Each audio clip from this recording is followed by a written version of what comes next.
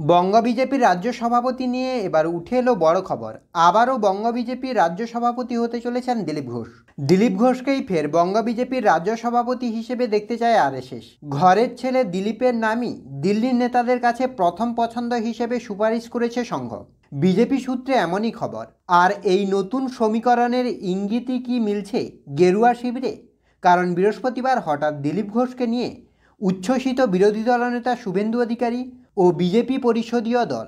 BJP সূত্রে আরও জানা যাচ্ছে, দ্বিতীয় নাম হিসেবে কলকাতা থেকে দিল্লি গিয়েছে রাজ্যসভার সাংসদ তথা রাজ্য বিজেপির মুখপাত্র শ্রমিক ভট্টাচার্যের নাম।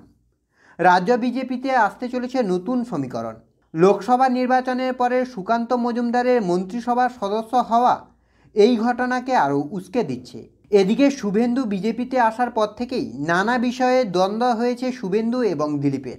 শেষ গত লোকসভা নির্বাচনের ভোটে দিলীপকে মিদনাপুর আসন থেকে সরিয়ে দুর্গাপুর আসনে পাঠানোর ব্যবস্থা করেছিলেন শুভেন্দু, এমনই খবর উঠে আসে। ফলে তিক্ত সম্পর্ক তৈরি হয় দুইজনের। একটি সূত্রে দাবি, মিদনাপুর আসন থেকে উপনির্বাচনে দাঁড় করিয়ে দিলীপ ঘোষকে ফের জিতিয়ে বিধানসভায় পাঠাতে চায় বিজেপি। দিলীপ ঘোষকে সফলতম রাজ্য সভাপতি বলা যায়।